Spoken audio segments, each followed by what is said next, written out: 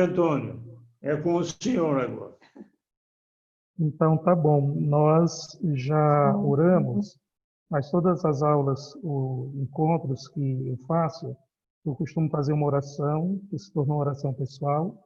Então, vou completar nossa oração inicial com essas palavras. Então, peço ao Senhor que inspire nossos pensamentos, nossas palavras e ações, que Ele nos ajude a realizá-las, para que dele comece, para Ele termine tudo aquilo que fizermos. Por Cristo nosso Senhor. Amém. Muito bem. Então, o encontro de hoje, a gente tem esse desafio, não é, de fazer assim uma reflexão sobre esse livro bíblico que nós chamamos o livro dos Salmos, não é? Quando a gente se aproxima do livro dos Salmos, assim a gente se aproxima com muita humildade, porque na verdade, se a gente for conferir na Bíblia, o livro dos Salmos é o maior dentre todos os livros que nós temos na Bíblia, não é? O livro do Salmo é aquele maior. Então, nós temos ali, na verdade, 150 capítulos, que é o conjunto disso que a gente chama o Saltério, que fazia parte primeiro, né, da Bíblia hebraica, e compõe o Antigo Testamento, e nós também cristãos, então, assumimos todos os livros da Bíblia hebraica. Então, nós temos esse livro na nossa Bíblia, do Antigo Testamento, que é o maior livro bíblico, né? Então, assim, precisa da gente se aproximar do livro dos Salmos com muita humildade, porque se a gente fosse refletir, por exemplo, sobre um livro como o Evangelho de Mateus, o Evangelho de Marcos, ou outro evangelho, ou algum dos profetas, a gente saberia localizar mais ou menos em que contexto o livro nasceu, quem foi o autor. Só que no livro dos Salmos isso não dá para fazer, porque o que a gente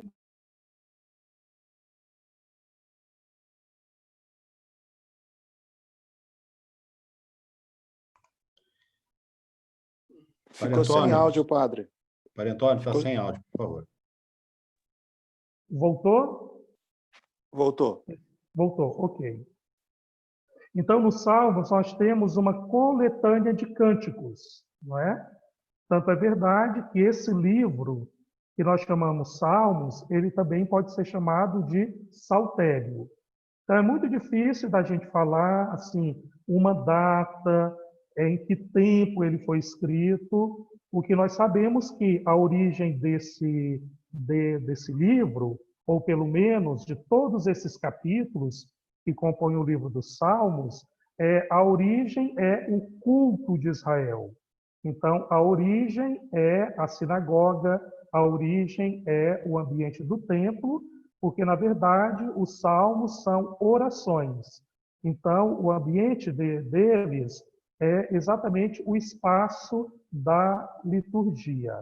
Então, é muito difícil, assim, você fazer uma reflexão sobre os salmos, porque são 150 salmos. E quando a gente abre a Bíblia e vai para cada um deles, o que a gente percebe? Tem salmo que fala de uma coisa, por exemplo, tem momentos que o salmo fala de um estado de tristeza. Já tem outro salmo que vai falar ele vai expressar um estado de alegria. Então, é um livro muito diverso e, às vezes, se você pega um determinado salmo e compara com o outro, a gente encontra como se fosse uma contradição, como se o salmo dissesse de um jeito e o outro de outro. Depois a gente vai falar o porquê disso. Então, quando vocês me convidaram, obrigado pelo convite no início, né? Eu não falei, fui mal educado, mas eu já agradeço agora. Mas quando vocês me convidaram para fazer uma reflexão sobre os Salmos, eu pensei em amarrar essa reflexão, que é de uns 40 minutos, né? Falando um pouquinho, em primeiro lugar, da estrutura desse livro chamado Salmos, né? Quer dizer, são 150 salmos mas se a gente fosse conferir lá na Bíblia, a gente ia perceber que os Salmos são um grande livro, mas esse livro, chamado pelos hebreus o Saltério, não é? Ele, na verdade, é um grande livro dividido em 5 pequenos livros. Então, essa divisão a gente pode encontrar, depois eu vou dizer como que a gente encontra, mas a gente poderia dizer que os Salmos é um livro dividido em 5 livros. O primeiro livro, a gente poderia dizer, ele vai do Salmo 1 ao Salmo 41. O Salmo 1, aquele que a gente sabe, né? Maldito o homem que se senta na roda dos zombadores e não medita na lei de Deus, é o Salmo 1. Então, essa primeira parte, que a gente diz o primeiro livro dos Salmos, quando a gente estuda do ponto de vista da teologia bíblica, então esse primeiro livro vai do Salmo 1 ao Salmo 41.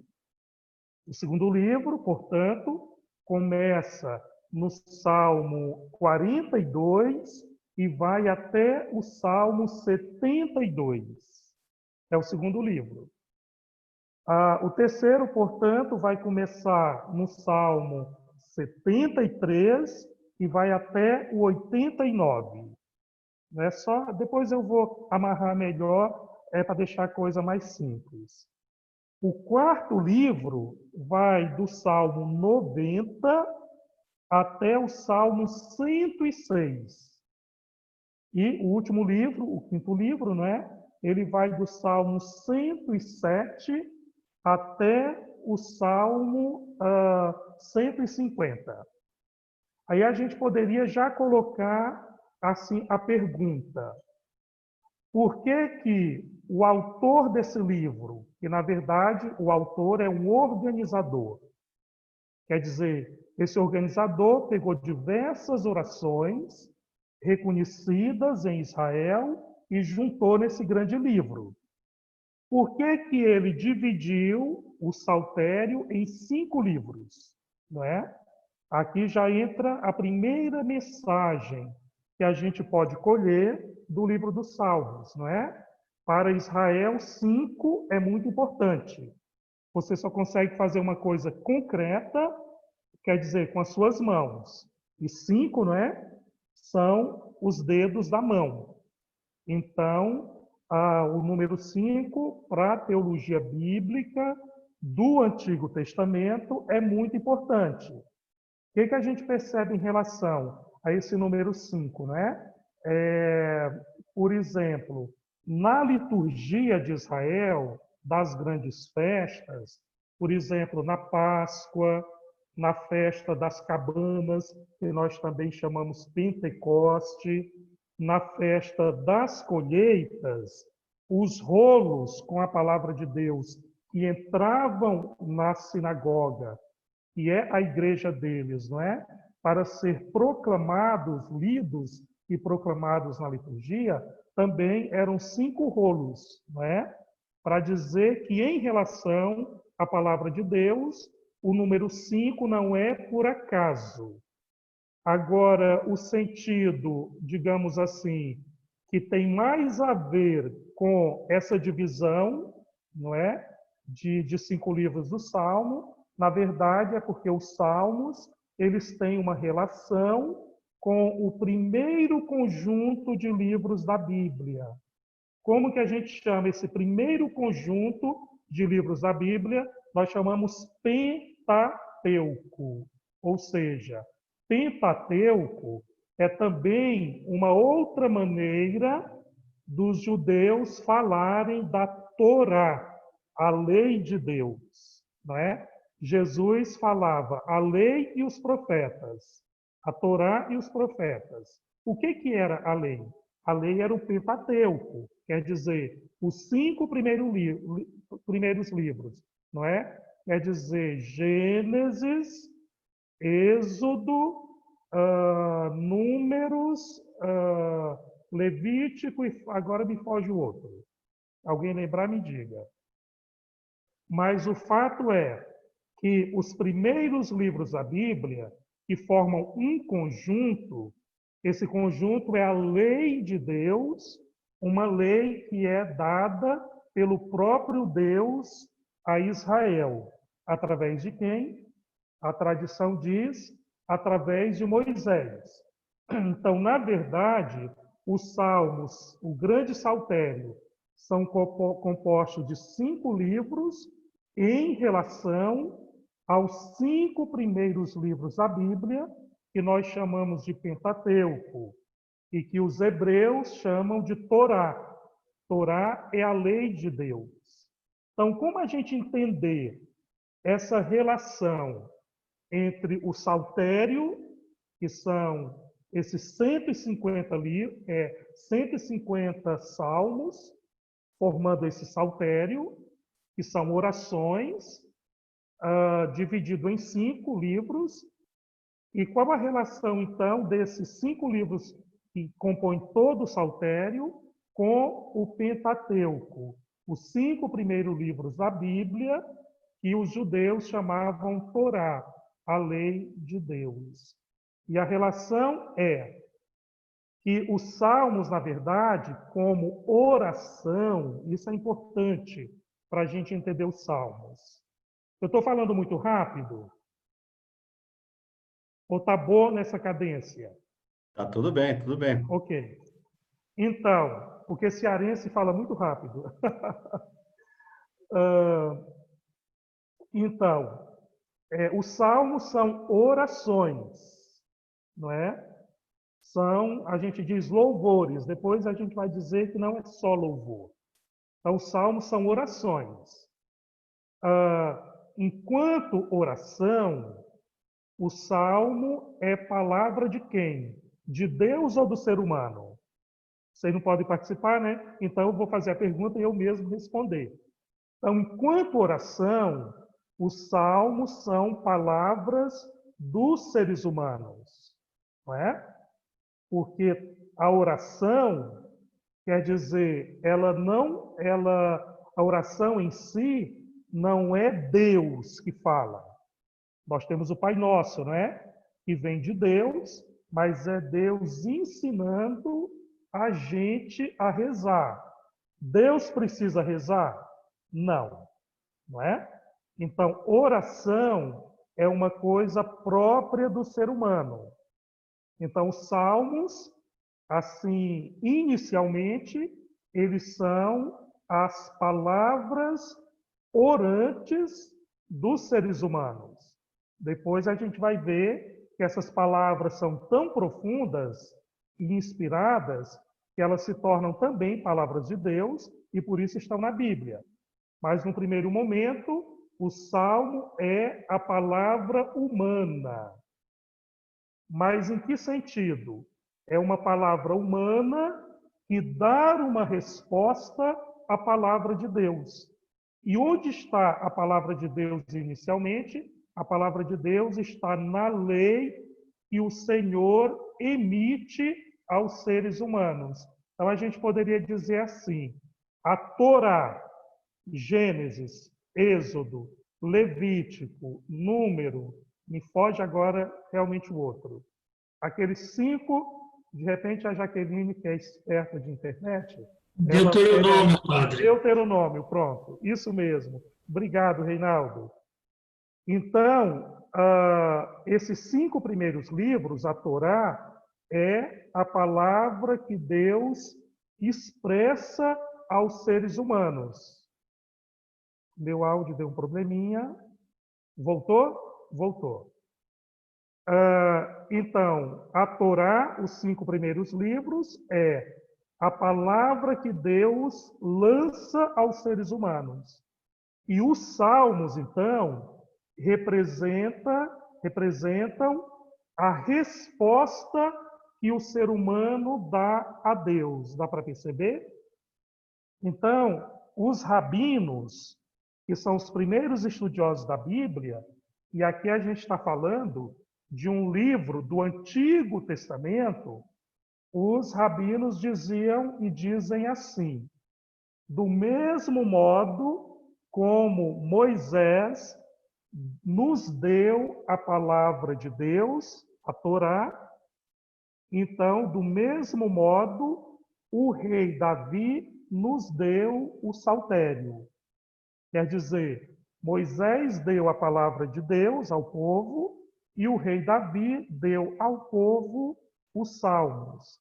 Quer dizer, 5 livros da Torá e 5 livros dos salmos. A Torá é dada por Deus através de Moisés e os salmos é a oração do povo que encontra em Davi o seu grande protagonista. Então, os salmos significam essa resposta que o ser humano dá à palavra de Deus. Como a gente pode perceber isso no concreto do nosso culto cristão? Por exemplo, nós temos na missa a primeira leitura, não é? E a primeira leitura é de quem? Do Antigo Testamento, não é isso? Aí, na sequência da liturgia da palavra, depois da primeira leitura, o que vem? Se a gente fosse falar com os termos da liturgia, a gente chama assim, vem o salmo responsorial. Ou seja, o salmo responsorial é uma resposta que o povo dá à palavra que Deus dirigiu ao povo.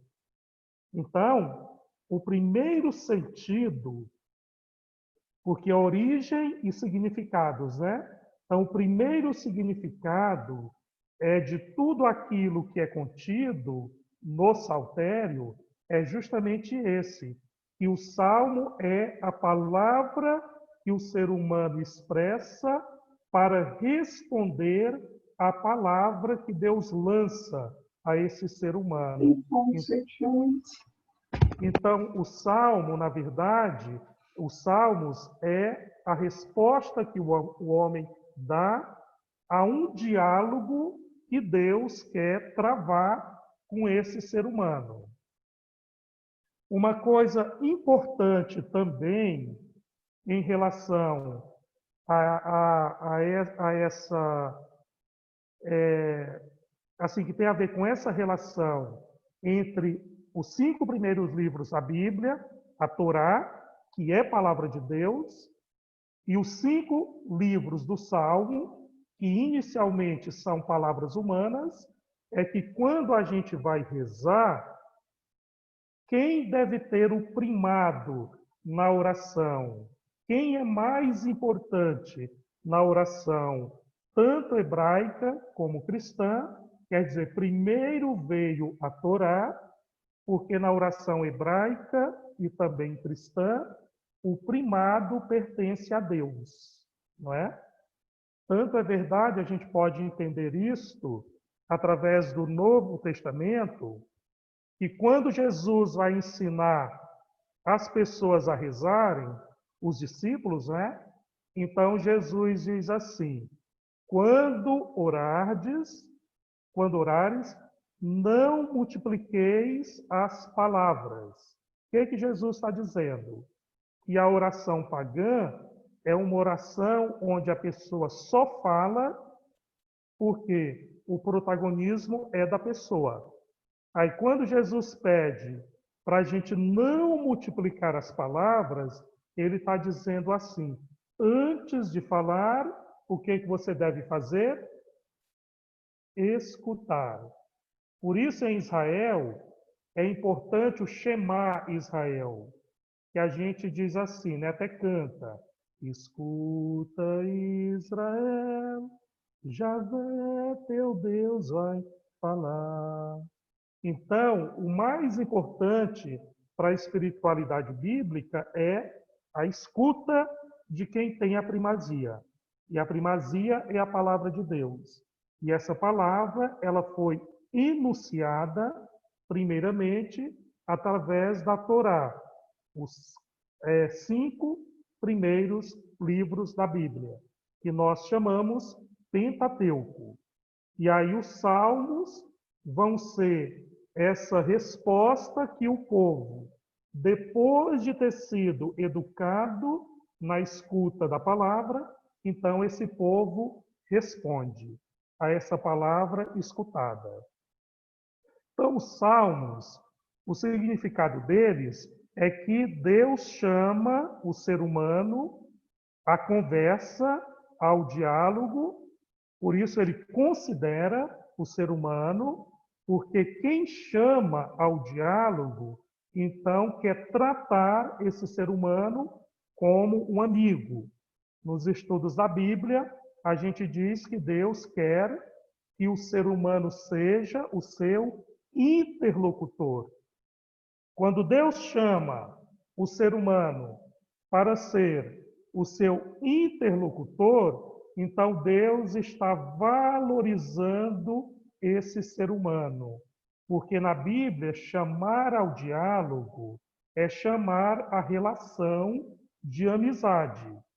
Então, Deus primeiro toma a iniciativa, convida esse ser humano a um diálogo, e quando esse ser humano escuta a voz de Deus, então, e responde a isso que Deus fala, então a palavra do ser humano, por ser uma resposta à palavra de Deus, essa palavra se torna uma palavra valiosa.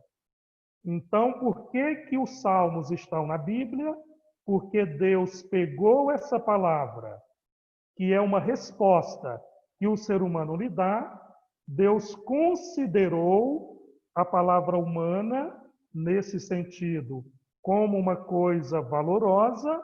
Então, essa palavra que é do ser humano e é uma resposta a Deus, essa palavra se torna a palavra de Deus. Aí o rei Davi, segundo a tradição, colocou todo esse conjunto de orações na Bíblia. Então, o que são salmos? São palavras humanas, porque é o ser humano que fala. Mas é uma palavra que vem no segundo momento. O primeiro momento é a palavra de Deus. Mas como é uma resposta a essa palavra, Deus assumiu isso, que o ser humano falou, isso entrou na Bíblia, e essa palavra humana, ela aparece como palavra de Deus. Uma palavra que pode dar significado e vida para o nosso caminho. Então, essa reflexão primeira é para a gente perceber por que são 5 livros dentro do Saltério, porque tem essa relação com a Torá. A Torá é a palavra de Deus, os salmos são a palavra do ser humano, que ali aparecem como a resposta que esse ser humano dá àquilo que Deus falou. Tranquilo? Para a gente entrar em outra sessão, alguém já quer dizer alguma coisinha?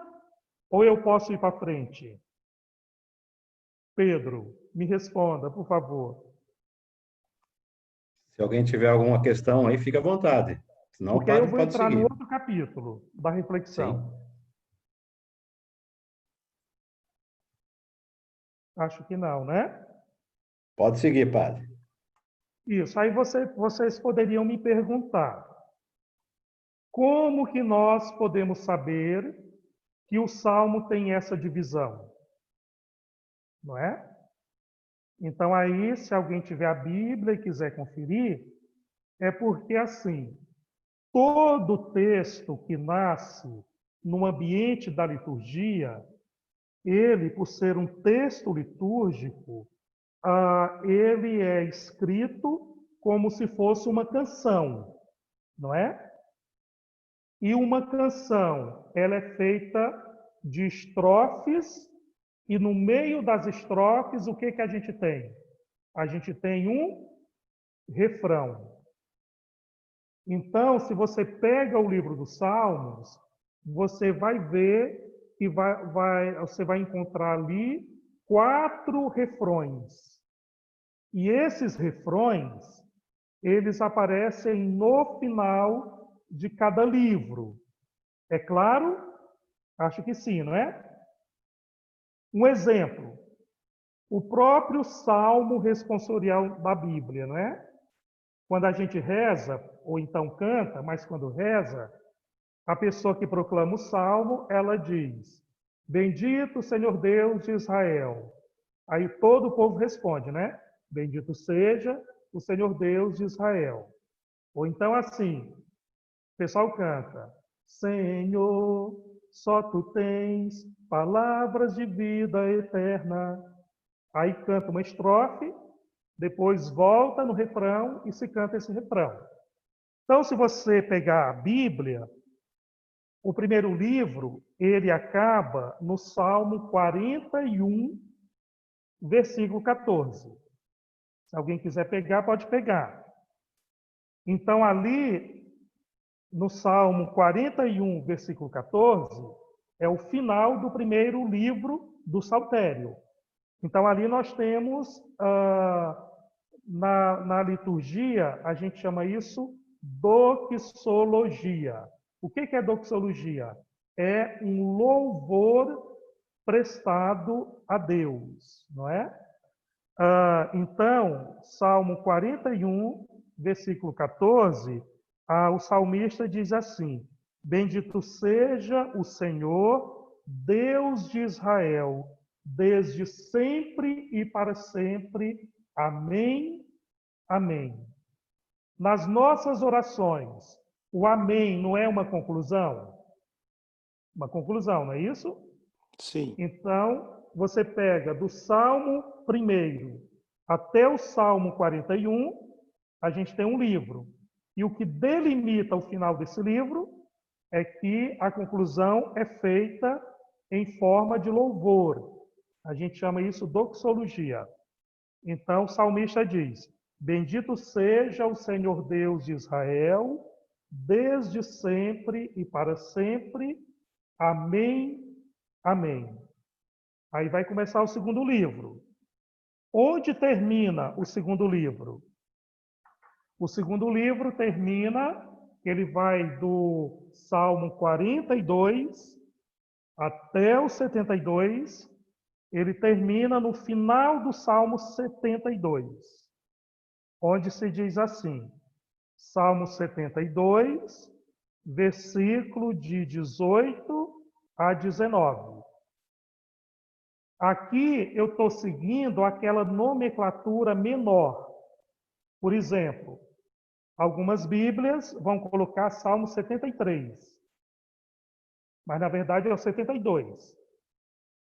Vocês conseguiram identificar o final do primeiro livro, que eu disse 41, versículo 14? Conseguiram identificar? Sim. Ok. Aí nós vamos para o segundo livro, que começa... Se tivesse um PowerPoint, seria ótimo, né? Tá bom. O segundo livro começa no Salmo 42 e termina no Salmo 72.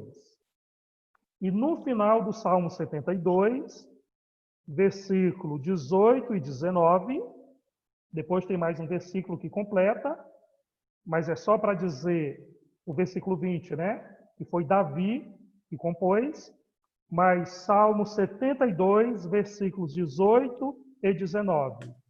A gente encontra aquela mesma estrofe, só que aqui ela está mais desenvolvida, para dizer que o louvor de Deus, nos Salmos, é um louvor que vai crescendo. Ele começa, digamos, fraco, como numa música, não é? Aí ele vai crescendo.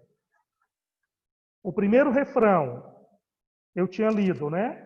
O salmista diz: Bendito seja o Senhor, Deus de Israel, desde sempre para sempre. Amém, amém. No final do segundo livro, aparece a mesma estrofe, só que mais desenvolvida. Isso. Ô, coisa boa. Obrigado, quem colocou. Então, Salmo 72, versículos de 18 a 19. O que se diz lá? Isso. Se diz assim: Bendito seja o Senhor Deus. Dá para perceber que é uma estrofe igual à primeira? Dá, não dá? Bendito seja o Senhor Deus, o Deus de Israel, que só Ele faz maravilhas. É a mesma estrofe, mas como é o segundo livro, ela está mais desenvolvida. Porque os Salmos é um louvor que vai crescendo, sabe? Assim, a pessoa vai rezando, então o fervor da oração vai aumentando, então ela cresce. Então é a mesma estrofe, porém mais desenvolvida. Bendito seja o Senhor Deus, o Deus de Israel. Só Ele faz maravilhas. E bendito seja para sempre o seu nome glorioso. Encha-se toda a terra da sua glória. E o que marca o final dessa doxologia? O amém. Amém, amém. Deu para perceber que é um refrão? Um refrão com o qual se termina o primeiro livro, um refrão com o qual se conclui o segundo livro. Ok? Ok. Então, os salmos não representam. Os salmos são a expressão desse louvor que o ser humano rende a Deus, porque Deus fez maravilhas. Por exemplo, tem salmos que vão valorizar a obra da criação, não é? Então, por tudo que Deus fez, então o ser humano diz assim: glórias a ti, bendito seja o teu nome, porque o Senhor realmente realiza, cumpre maravilhas. Só o Senhor cumpre maravilhas. Porque quem poderia ter, como é que eu poderia dizer, desenhado um girassol? Pensem num pássaro muito bonito, com aquela pintura toda harmônica. Quem consegue criar e pintar um pássaro daquela maneira, não é? Então, nesse segundo salmo, a ação, o louvor a Deus é grande porque o salmista está admirado por essa bondade, por essa criatividade desse Deus Criador que faz tudo com perfeição, com uma beleza tal que ninguém pode fazer igual. A gente pode imitar, a gente desenha ali um beija-flor, não é? Mas a mecânica do voo do beija-flor, e essa mecânica associada com a beleza da cor de um pássaro, não é? E a maneira como o beija-flor, não é, dá o beijo na flor para se alimentar, então tudo isso enche de beleza o ser humano. Então o salmista, ele está encantado com isso. Então ele conclui o segundo livro com esse encanto. Ok? Aí, a esse ponto da reflexão, aí a gente poderia dizer, nossa, mas os Salmos é como o mundo encantado de Poliane. Alguém conhece a Poliane? Que é alguém que só vê coisa boa na vida, não é? Ou então Alice nos Países das Maravilhas. Aí, se a gente for perceber, não. O terceiro grupo de Salmos, né, a gente viu o primeiro grupo, que é o primeiro livro, que se conclui com louvor. O segundo se conclui com um louvor ainda maior, o ser humano encantado com a beleza de tudo que Deus fez. É Israel que é abençoado, a vida flui, então parece que é só louvor. O terceiro livro dos Salmos, primeiro vamos ver como ele acaba. Então, o terceiro livro dos Salmos, ele vai do capítulo 73, do Salmo 73, ao Salmo 89. Isso. Vamos pegar 89 no finalzinho. Vai aparecer lá no versículo 52. Vai aparecer a mesma doxologia. Mas qual a diferença que a gente vê? essa doxologia, esse louvor, doxologia é louvor a Deus, esse louvor é profundamente resumido. No primeiro refrão, tinha-se dito assim: Bendito o Senhor Deus de Israel, desde sempre e para sempre. Amém, amém. No segundo refrão, bendito seja o Senhor Deus de Israel, somente Ele cumpre maravilhas, e bendito seja o seu nome glorioso para sempre. Da sua glória está cheia toda a terra. Amém, amém. Agora, no final do terceiro livro, a gente encontra o mesmo refrão, mas ele profundamente resumido. É somente assim: bendito seja o Senhor para sempre. Amém, amém. O que isso significa? Em primeiro lugar, é uma bênção a Deus, bendito seja o Senhor. Não se chama o Senhor de Deus, nem se diz que ele é o Deus de Israel, mas se diz quase que friamente, só assim: bendito o Senhor para sempre. Amém, amém.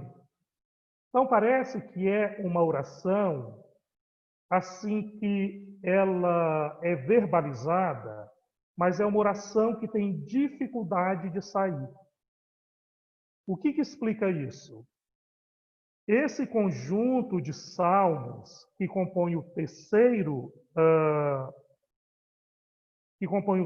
livro é um conjunto de salmos que é composto no tempo que Israel sai da sua terra e é exilado na Babilônia.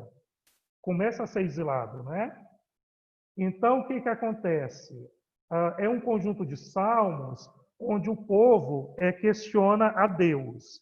Questiona dizendo, tipo assim, o Senhor não tinha prometido longos dias ao rei, o Senhor não tinha prometido tanta coisa boa ao rei, ainda que esse rei fosse perseguido, e olha, o rei perdeu o seu reinado. E o povo se torna escravo da Babilônia, então o povo questiona a Deus a promessa que Deus tinha feito.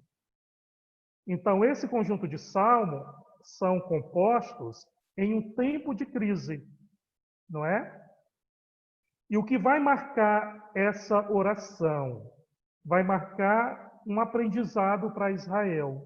Israel tinha colocado toda a sua confiança no rei Davi. E o rei Davi é Deus? Não. O rei Davi é um rei ungido por Deus, inspirado por Deus, colocado no trono de Israel por Deus, mas Davi é homem. E como todo ser humano, e como todo reinado que põe sua confiança no rei ser humano, então ele está fadado à falência. Então, nesse período, Israel vai aprender que o único rei de Israel, na verdade, é Deus. Então, a gente vai encontrar, assim, muitos salmos que vão dizer exatamente isso, não é? O único Senhor, o único rei, de fato, que merece a honra e a glória, não são os reinos da terra, os reis da terra, mas Yahvé, o Senhor, ele é o único rei. Então, na crise, o que Israel aprende? Israel aprende que o único Senhor, na verdade, é o Deus. E isso traz que ensinamento a Israel? E isso vai aprender muito, vai aparecer muito nos Salmos. É essa ideia que está presente também no Gênesis, de que a vida do ser humano é um sopro. O próprio Davi, não é? O próprio Davi se perdeu em meio ao poder dele. Quer dizer, ele se encantou pela mulher de Urias, colocou Urias na frente da batalha, portanto, desobedecendo a palavra de Deus. E o que aconteceu? Quer dizer, ele pecou fortemente. Então, quer dizer, é um período que, no meio da crise, no meio da dificuldade, Israel é chamado a fazer uma reflexão, e nessa reflexão, Israel tem que se perguntar pelo alicerce, pelos fundamentos a partir dos quais Israel vai construindo a sua vida. Então, Israel cometeu esse erro de colocar toda a sua confiança mais no rei, mais no governante, considerando em determinados momentos o governante quase como um Deus, e o resultado disso foi a ruína. A Israel é levado para o cativeiro, Israel perde aquilo que ele chama de bênção, e Israel sofre. Não é? Tem um salmo que diz assim: até o profeta e o sacerdote perambulam pelas praças sem ter o que fazer. Não é? A gente pode até associar isso ao tempo da pandemia. Porque o que a pandemia fez? A pandemia tirou as nossas seguranças. É o que Israel passou no exílio também. Nesse momento, nos quais as nossas seguranças são abaladas, é Deus que nos abandona? Não. Não é? Mas Deus vem também nesses momentos ao nosso encontro, nos dando a sua palavra e nos perguntando. Quer dizer, em quem você põe a sua confiança? Como que a sua vida vai sendo construída, não é? Então, para fazer uma relação com os nossos dias, a pandemia é péssima. É péssima. Não podemos dizer bendita a pandemia, ela é péssima. Mas um exemplo que a gente vê, muita gente que nem frequentava a igreja, agora pergunta por que a igreja está fechada. E quer entrar na igreja sem poder e quer rezar. É um pouco isso que Israel experimenta. O resultado disso vai aparecer no 4º livro dos Salmos, né? O 4º livro dos Salmos, que é do capítulo 90 até o Salmo 106. Mas, para dizer, o 3º livro é um livro composto no momento de crise, é um livro composto no momento de dificuldade. Parece que Deus não cumpre a sua promessa, mas o povo conclui esse livro com essa dificuldade de rezar. Quer dizer, aparece a mesma estrofe, mas essa estrofe é dita somente assim: bendito o Senhor para sempre, amém, amém. Parece que a oração não sai. E por quê? Porque o povo está vivendo a dificuldade do exílio. É isso que predomina nesse 3º grupo de livros, de salmos, que nós chamamos o 3º livro do Saltério. Ok? Só que o povo, no meio do sofrimento, consegue escutar a palavra de Deus, e essa palavra interpela esse povo. Quer dizer, em que base vocês estão colocando a confiança de vocês e qual o alicerce da construção da vida de vocês? Não é? O alicerce é a beleza do Templo de Salomão? O alicerce é toda a riqueza acumulada pelo rei? Quer dizer, o alicerce é que o PIB atingiu não sei o quê, não sei que nível, mas, por outro lado, à medida que o PIB cresce, a desigualdade social também cresce, não é? Então, você aplaude o PIB, mas a miséria de quem não come, quer dizer, você é insensível a isso? Então, como que você está construindo a sua vida? A partir do materialismo ou a partir dos valores de Deus que estão contidos na Torá?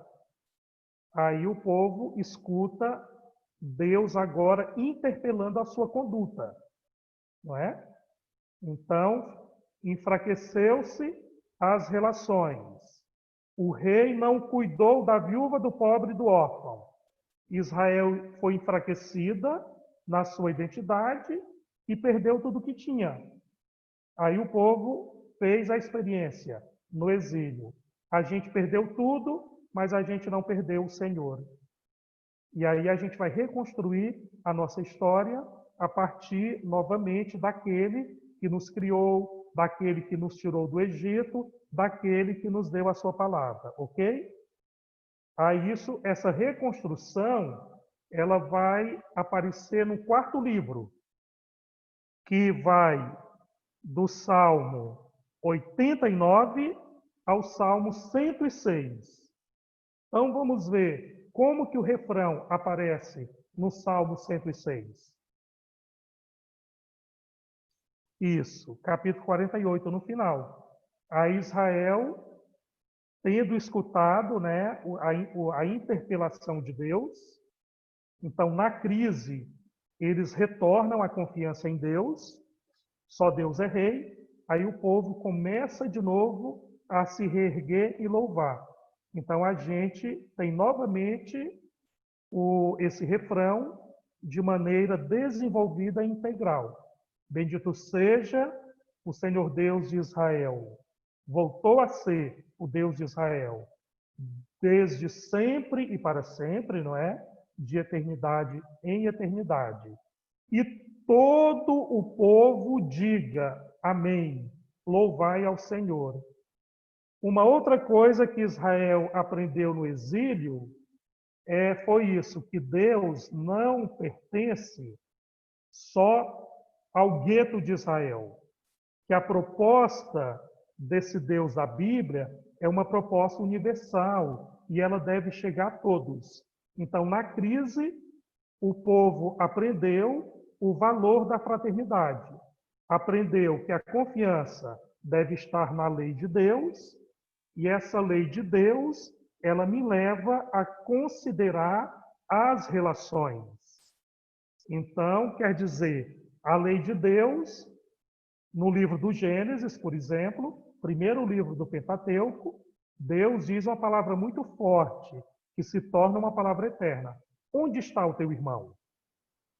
E Israel, que considerava o estrangeiro como pessoas de segunda categoria e inimigos, então, no quarto livro, na reconstrução de Israel, Israel considera de novo a palavra de Deus. Então, esse último refrão, ele é desenvolvido mais ainda, não é? Aparece isso que não aparecia antes. Quer dizer, bendito seja o Senhor, Deus de Israel, desde sempre e para sempre. E todo o povo, todo, diga amém, amém. Então, esse quarto livro do Saltério é a oração do povo e ela representa a reconstrução de um povo que vai saindo do sofrimento, porque escuta a palavra de Deus e dá uma resposta a essa palavra. E considera também o estrangeiro. Nesse caso, a gente poderia dizer, até como irmão, porque passa a ser povo de um único Deus. Deus é o Deus de todos. Então, o reinado de Davi também, ele se apresenta como um reinado universal, que vai culminar na pessoa de Jesus. Aí Jesus manda batizar todos os povos da terra, em nome do Pai, do Filho e do Espírito Santo. E Jesus não é só o novo Davi, mas Jesus é o verdadeiro Davi, é o verdadeiro ungido, o verdadeiro Messias, ok? Então a gente conclui o quarto livro do Saltério dessa maneira. O quinto livro ele vai do Salmo 107 até o Salmo 150. Vamos conferir como acaba o Salmo 150.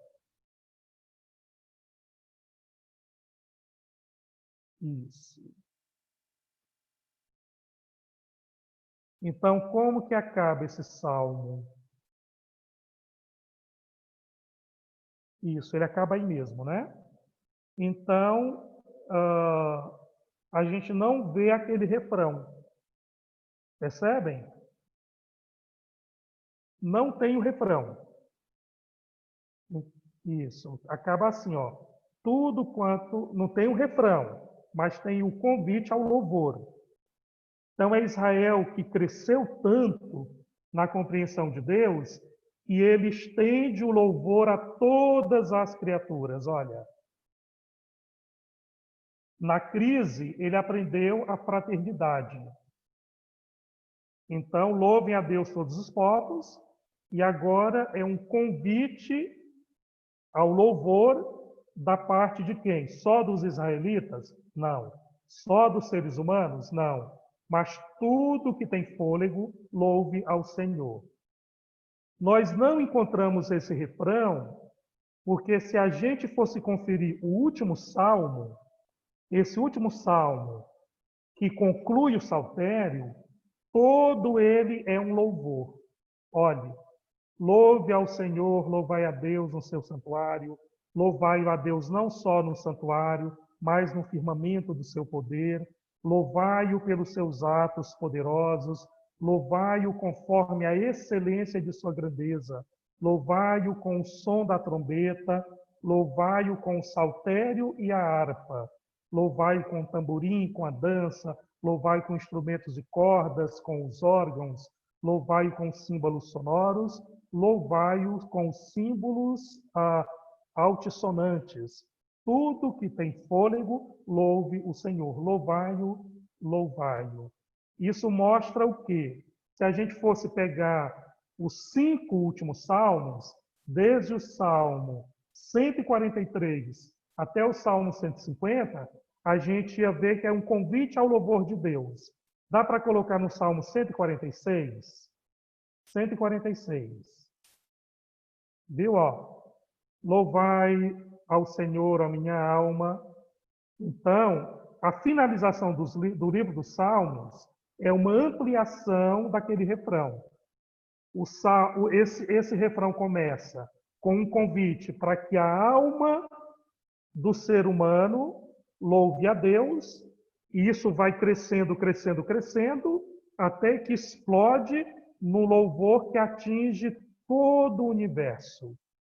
É como aquelas músicas que acabam, em música a gente chama isso, o fortíssimo final, não é? Tipo assim, você vê uma orquestra tocar, vai tocando, aí no final o negócio se agita e termina assim, com um batido muito forte. Então, os salmos são esse louvor. O capítulo 3º, que mostra uma oração mais pesada, porque o povo estava no exílio, em diálogo com esses louvores mais abertos, isso mostra o seguinte: o que são os salmos? São orações de louvor e lamentação. E o que isso significa? Que a oração bíblica é uma oração da pessoa que dialoga com Deus em todas as circunstâncias da vida. Todas as circunstâncias da vida, a gente poderia resumir em 2 aspectos, que são os polos da oração do Salmo. Um aspecto é a tristeza e o sofrimento, o outro aspecto é a alegria e o êxito. Então, os salmos são isso. São orações de lamentação, onde o salmista diz assim: a água chegou até o ponto mais alto da minha garganta, eu estou me afogando. Naquele salmo muito conhecido, se eu desço até o abismo, quem que eu encontro? Deus. Se eu subo até o mais alto dos céus, quem que eu encontro? Deus. Então, os salmos são, de maneira orante, as circunstâncias que o homem vive, a tristeza e a alegria, os tempos de prosperidade e os tempos de vacas magras, digamos assim. E o homem bíblico e cristão, tudo isso que ele vive em relação, ele vive em diálogo com Deus, não é? Então, vou terminar dizendo que tudo isso é muito expresso no Salmo do Bom Pastor. É um salmo maravilhoso. Então, essa experiência, o salmista coloca ali, né?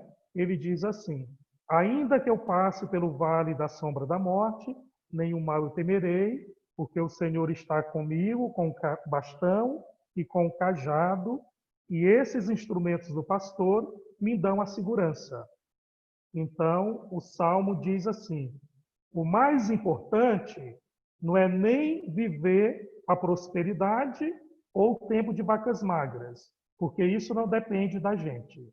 O mais importante é a relação com Deus e a relação com o próximo. Então, quando a gente fala de oração, e salmos são orações, a oração de Israel, a oração por excelência do povo de Deus, então isso marca a relação do ser humano com Deus. Um ser humano que se pronuncia, ou melhor, uma oração que é o diálogo de um Deus que se pronuncia ao ser humano em todas as circunstâncias, e esse ser humano que escuta e responde ao que Deus fala para ele. Aí, por uma reflexão assim, eu acho que aqui tá bom, né? Senão a gente vai a noite toda. Maravilha. Obrigado, Padre Antônio. Obrigado pela explicação aí sobre os Salmos. Se alguém tiver alguma pergunta, fique à vontade. Só abrir o áudio, tá?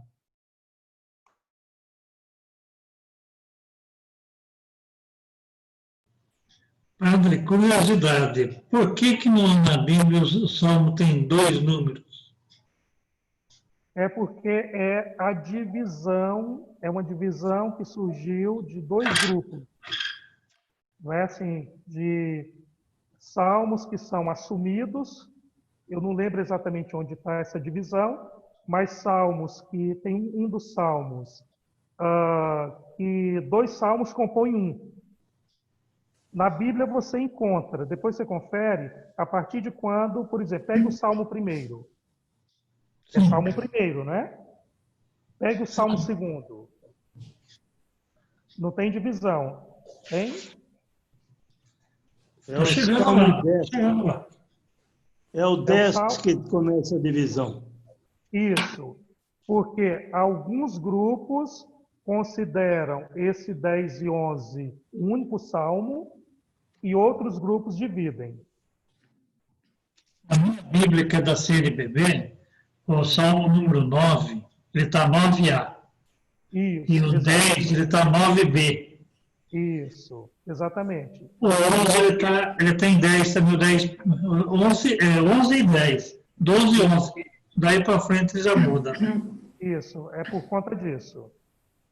Ô, padre, Diga. fiquei com uma dúvida também, mas eu não sei se vai ser muito extenso para explicar. Se for, fica para outro dia. Tá bom.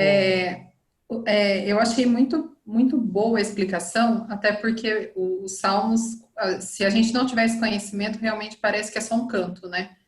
Que a gente faz na exato. missa. Então, é muito legal a gente ver o significado todo.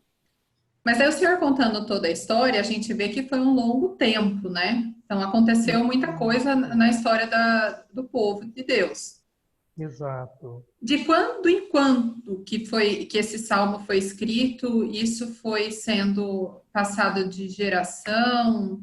Essa parte histórica que eu não captei direito, sabe? Isso. Assim, para a gente se perguntar pela origem e o tempo dos salmos, é muito difícil, porque ele é uma coletânea. Então, ele foi uma coletânea, como é que a gente diz? A pessoa que organizou, ela foi colhendo as principais orações que foram sendo reconhecidas em Israel. Então, o arco de tempo é muito extenso. Não dá para a gente saber. A tradição atribui a coleta desse conjunto de salmos ao rei Davi. Ah, tá. Então, assim, não tem como responder, na verdade, essas perguntas, não é? Mas, Uhum. quer dizer, o autor considerado, o autor canônico, assim, e teológico dos salmos é o rei Davi, são os salmos de Davi, né? Então, isso provavelmente veio vindo da tradição da época, até que alguém resolveu compilar tudo. E daí, a Exato. partir da compilação, que começou a praticar aqueles mesmos salmos. A gente poderia colocar um espaço de tempo do ano 1000 antes de Cristo, não é? Ao ano, quer dizer, até o ano 500, o tempo do exílio que vai para a Babilônia. Tem salmos que são feitos lá no exílio, tem outros salmos que são feitos depois que o povo volta do exílio, né? Entendi. Então, é por isso que a gente se aproxima, eu dizia no começo, esse é um livro que a gente se aproxima com muita humildade, porque é muito extenso. Entendi. Eu acho que o Vizzoli quer falar, mas eu não escuto. Tá me escutando agora? Agora sim. Eu não sei se isso tem resposta, padre, mas eu notei que a maioria dos salmos é atribuída a Davi, né? Nós Isso. sabemos que não são todos. Uhum. Mas eu notei que no final, o começo do quarto livro é um salmo de Moisés. Haveria Sim. alguma explicação para isso? Assim, A primeira comentário que a gente pode fazer é isso que a Jaque perguntou. Quer dizer, a origem.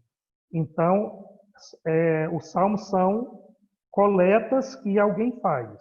Então, isso pega até o tempo de coisas de Moisés. Mas, assim, Moisés é um interlocutor de Deus por excelência.